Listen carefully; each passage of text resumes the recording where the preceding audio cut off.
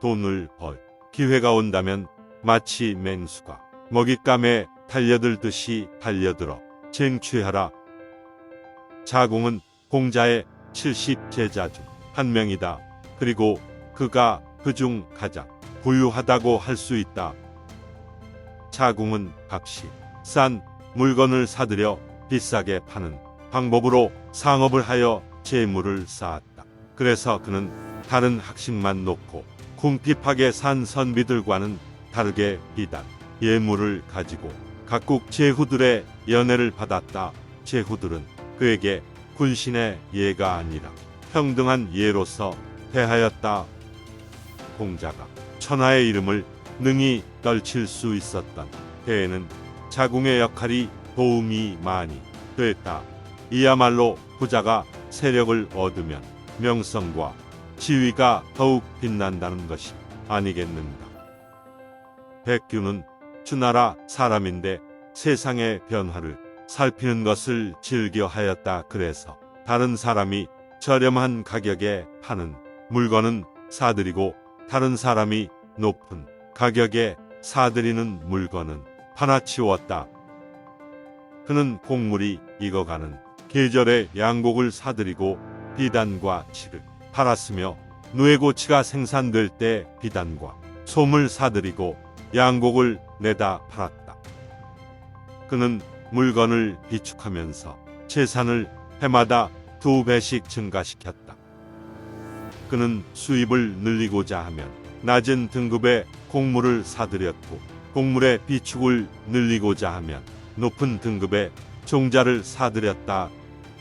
그는 음식을 탐하지 않았고 욕망의 향수를 절제하며 하고 싶은 것을 억제하고 극히 소박한 옷만 입으면서 매년 그를 위해 일하는 노예들과 동고동락하였다. 하지만 재산을 늘릴 시기가 오면 마치 맹수와 맹금이 먹잇감에 달려드는 것처럼 재빠르고 확실했다. 그는 말했다. 경영할 때는 이윤이나 강태공이 계책을 실행하는 것처럼 하고 선자, 옹이가 작전하는 것처럼 하며 상하이 법령을 집행하는 것처럼 한다. 그러므로 변화에 적절하게 대처하는 지혜가 없거나 과감한 결단을 내릴 용기가 없거나 구매를 포기하는 인덕이었거나 비축을 견제할 강단이 없는 사람은 나의 방법을 배우려 한다고 해도 나는 결코 알려줄 생각이 없으며 알려주더라도 알지 못한다고 말하였다. 백규는 실제로 자기의 경영 방법을 실천하였고 그 실천을 통하여 성공하였다. 이렇듯 백규는 예리하게 시대를 읽어 재물을 쌓는 방법을 자신만의 방식으로 예건했다. 보통 사람들은 생각한다. 운이 좋아서 생긴 일이며 우연한 계기로서 이루어낸 결과다라고. 하지만 백규를 포함한 대부분의 부유한 사람들은 자신만의 방식으로 재물을 움켜쥐는 시기를 읽어내는 힘과 그 재물을 잡아채는 민첩함을 가졌으니 부유해졌다고 볼 수 있을 것이다. 타지방에 사는 청이라는 과부는 그 조상이 귀한 광물이 나는 광산을 발견하여 몇 해에 걸쳐 이익을 독점하여 재산이 계산할 수 없을 정도로 컸다. 청은 일개 과부에 불과했지만 조상이 재산을 지킴으로써 다른 사람에게서 자신을 보호하고 모욕을 당하지 않았다. 진시황은 그녀를 절조 있는 정부로 여겨 그를 존경하고 빈객으로 대우하였으며 그녀를 기념하는 건물도 지어주었다. 이렇게 청은 아무 보잘것없는 과부였지만 그녀의 재산으로 천자의 귀한 손님으로 이름을 천하에 떨쳤다. 이처럼 우리가 부를 소홀히 여겨서는 안 되며 재산을 쌓을 기회를 놓치지 않기 위해 매일 자신을 단련하고 공부해야 할 것이다. 농부가 자신의 곡물을 내놓지 않으면 사람들은 식량을 얻지 못하고 기술자가 자기의 도구를 내놓지 않으면 사람들은 도구를 얻을 수 없게 된다. 또 상인이 무역을 보이지 않게 되면 식량, 보국, 재화의 왕래가 끊어지게 되며 결국엔 재화 결핍에 직면하게 된다. 이러한 측면은 사람들이 생활하는데 쓰이는 재화들의 원천이다. 원천이 크면 부유하고 풍족해지며 원천이 작으면 곧 빈곤하고 결핍된다. 그러므로 나라가 부유해지면 아래로는 가정이 부유해지며 사람들이 풍족하게 먹고 살게 된다. 이런 빈부의 법칙을 아는 지혜로운 자는 쉽게 부유해질 수 있고 어리석은 자는 곧 빈곤해진다. 곡식 창고가 충족되어야 사람들은 비로소 예조를 알고 의식이 충족되어야 사람들은 좋은 것이 무엇인지 부끄러운 것이 무엇인지 알게 된다. 군자가 보유하면 그 재산으로 널리 베푼다. 연못이 깊어야 물고기가 생기고 산이 깊어야 짐승들이 생기듯이 사람도 부유할 때 사람들이 모이는 것이다. 부자가 권세를 얻으면 명성이 더욱 빛나지만 권세를 잃으면 손님이 찾아오지 않는다. 천금을 가진 부자의 아들은 법을 어기기더라도 시장 거리에서 처형되어 죽지 않는다. 천하의 사람들이 즐겁게 오고 가는 것은 모두 이익 때문이고 어지럽게 오고 가는 것도 이익 때문이다. 부유한 대부들도 가난함을 걱정하는데 가난한 평범한 백성들은 어떻게 했는가? 시기와 용도 두 가지를 알게 되면 상품과 물건의 이치를 알게 되고 재화의 수급 사정을 미리 간파할 수 있다. 큰 가뭄이 있은 뒤에는 반드시 홍수가 있으므로 미리 배를 잘 준비해 두고 큰 홍수 뒤에는 반드시 가뭄이 있으므로 미리 수리를 준비해야 한다. 이것이 물품 등락의 이치이다. 쉽게 저장할 수 있는 물건은 확실하게 비축하고 지나치게 오래 보관하지 않게 하여 자금을 쉼없이 회전시켜야 한다. 도리이다. 물품을 팔 때는 쉽게 부패하거나 보식되는 물품은 반드시 오래 비축하지 않아야 하고 희귀한 물건을 쌓아두고 이익을 노려서는 안 된다. 어떤 물건이 공급보다 수요가 많거나 그렇지 않고 수요보다 공급이 많다는 것을 알 수 있다면 가격이 오를 것인가 떨어질 것인가를 쉽게 알 수 있다. 가격이 올라 일정한 수준을 넘어서면 곧 떨어지게 되고 가격이 내려가 일정한 수준을 넘게 되면 곧 오르게 되는 법이다. 따라서 가격이 올라오는 수준을 넘게 되면 마치 더러운 것을 보듯이 주저없이 팔아야 하고 가격이 내려가 일정한 수준에 이르면 마치 귀한 것을 보듯이 주저없이 사들여야 한다. 이렇듯 물건과 화폐는 흐르는 물과 같이 끊임없이 유통하고 움직이는 것이다. 적절한 때를 맞추어 변화를 도모하고 시기에 맞춰 이익을 내고 고용한 사람을 매몰차게 대하지 않아야 한다. 청령에 뛰어난 자는 반드시 다시 신뢰할 수 있는 사람을 선택하고 좋은 시기를 파악할 줄 안다. 나라가 부유해지며 강해지는 것은 지형적인 차이와 그 나라에 속한 사람들이 돈을 어떻게 대하고 벌어들이느냐에도 달려있다.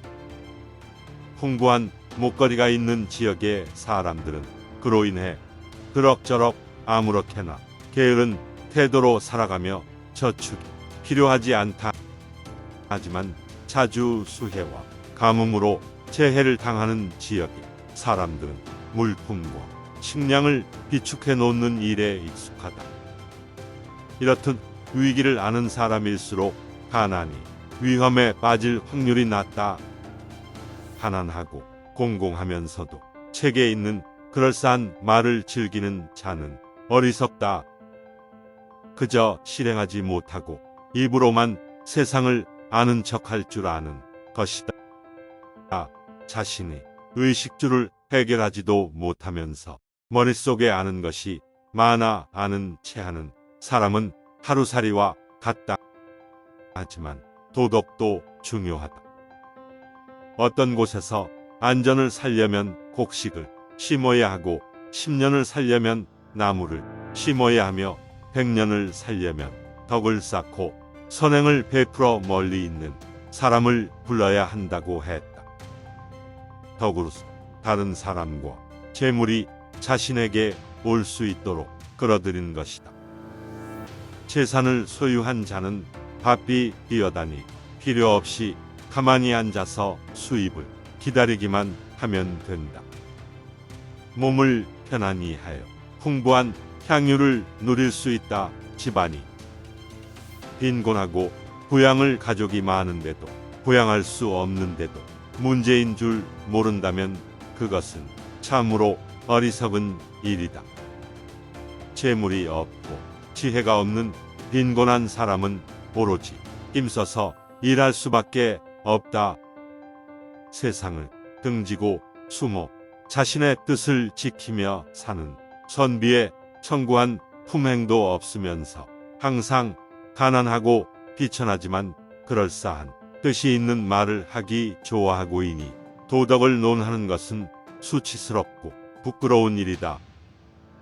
부의 차이가 자기보다 10배 많으면 굴복하게 되고 100배가 많으면 그를 두려워하고 1000배가 많으면 그에게 불임을 당하게 되며 10,000배가 되면 그의 종이 된다. 진나라가 멸망할 때 진나라의 반기를 들고 일어선 포걸들이 모두 귀한 재화를 탐하였으나 임시 많은 곡식을 저장하였다.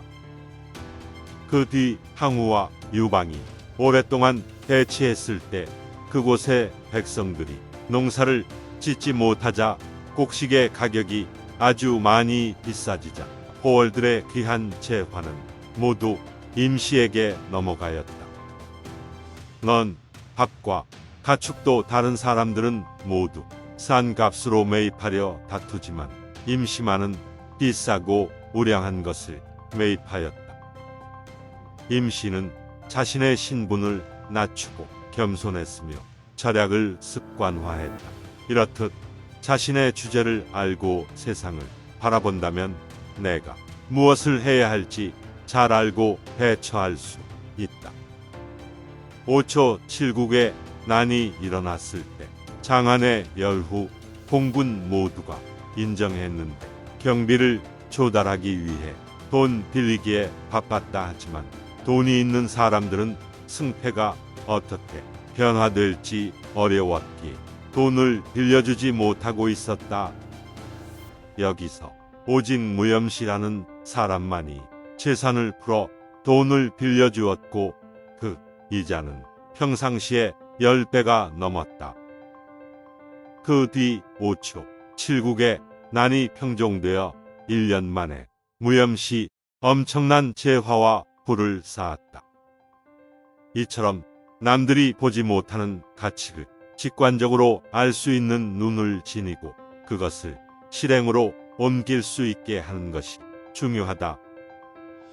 이들은 물자 유통의 원리를 예측할 줄 알았으며 정확하게 형세를 판단하고 투자의 방향을 결정하여 큰 이익을 얻었다.